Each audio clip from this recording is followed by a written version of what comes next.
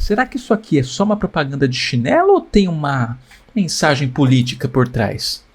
E isso aqui, será que é só uma tentativa de vender uma calça jeans?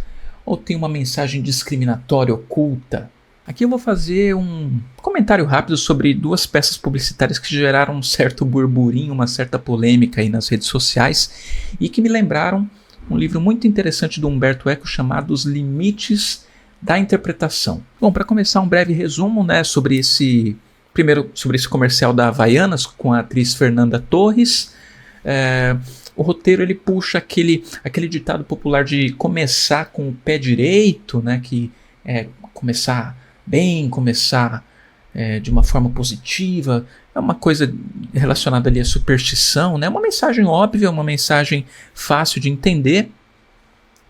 Só que teve muita gente na direita brasileira que acabou cismando de que existe ali uma mensagem oculta, uma mensagem contra a direita, né? A favor da esquerda, até por ter a Fernanda Torres estrelando, né? Você sabe que a Fernanda Torres é bastante engajada nas pautas de esquerda, então alguns políticos usaram esse argumento aí para dizer que há uma mensagem de esquerda, uma provocação, uma alfinetada de esquerda na propaganda da Havaianas.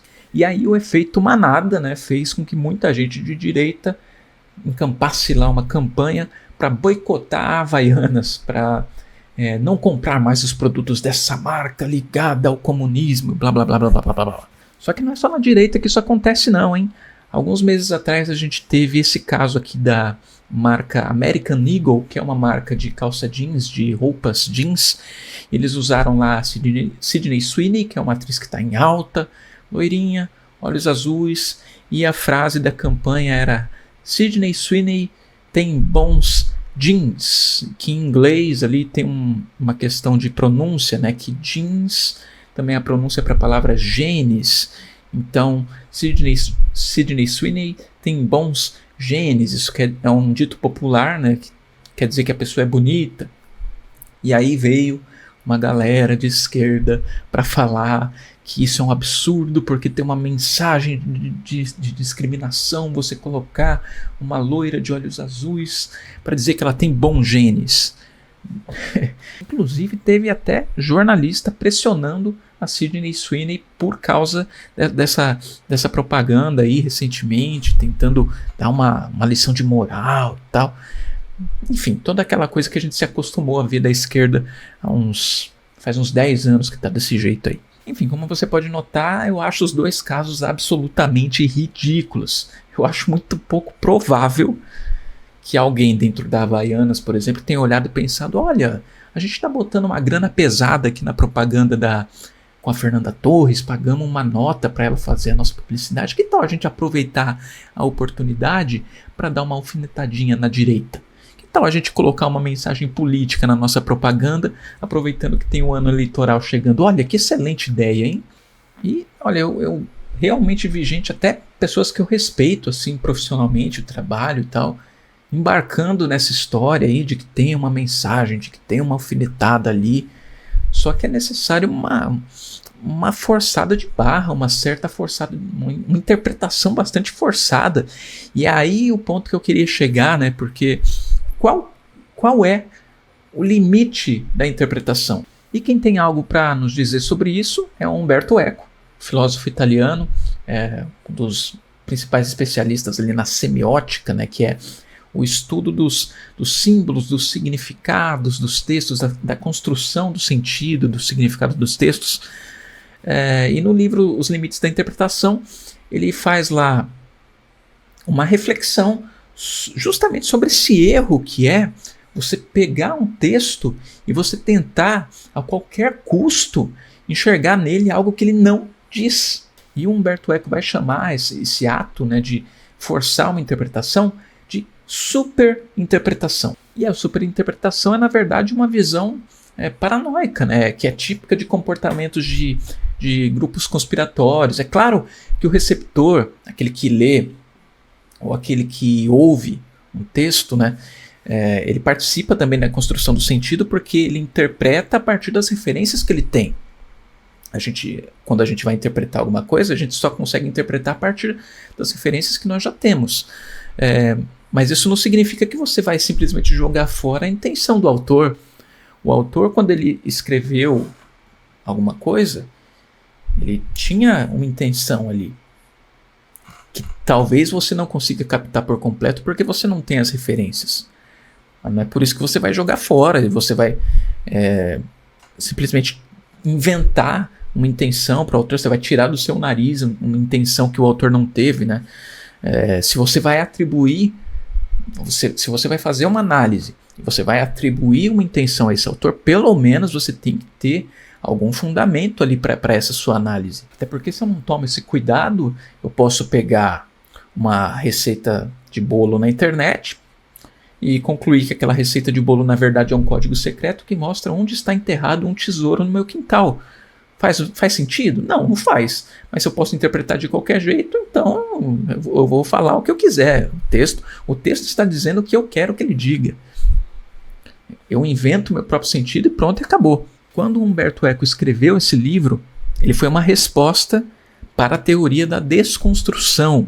Desconstrução, essa palavra que ganhou uma certa relevância aí nos últimos anos, é um conceito filosófico que ficou popularizado pelo Jacques Derrida. E a ideia do Derrida é desmontar e analisar criticamente as estruturas dos textos, né? Das ideias, dos conceitos, para que seja possível revelar contradições internas dentro desses textos, fragilidades ali nos significados, né? Porque os significados, na verdade, eles não são fixos, eles são fluidos, eles podem mudar, nada tem um sentido fixo. Essa é a ideia do Derrida, e aí ele traz todo esse raciocínio no campo da linguagem, dizendo que os textos permitem múltiplas interpretações. Então os seguidores do Derrida começaram a levar esse conceito da desconstrução da linguagem para outros campos, e daí vão surgir as tentativas de desmontar oposições binárias, né?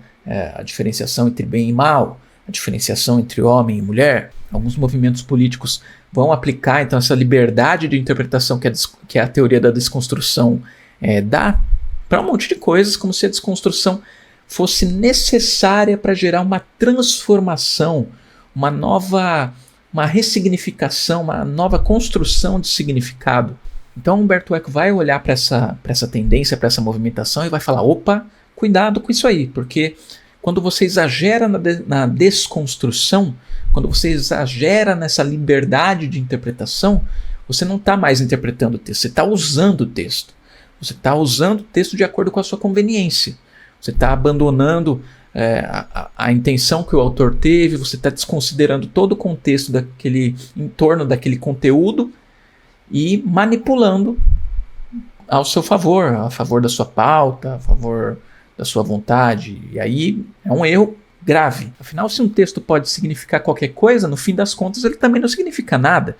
A gente conseguir interpretar bem um texto é uma ferramenta essencial de comunicação. É uma ferramenta de convivência em sociedade, né? Sem essa habilidade, você vira um alvo fácil para quem quer te manipular. Então eu vou repetir aqui. Eu posso até estar completamente errado, mas como alguém que trabalha na área, eu duvido muito que o redator responsável por escrever esse texto lá para Havaianas tenha pensado em fazer uma provocação política. Não faz sentido para uma empresa, nesse momento de polarização política, colocar uma mensagem política oculta dentro de uma propaganda que você está gastando milhões de reais. Com certeza foram gastos milhões de reais para fazer essa publicidade com a Fernanda Torres. Os caras não têm dinheiro para jogar fora. Então a gente tem que levar isso em consideração às vezes. E também no caso da Sydney Sweeney lá com os bons genes, né?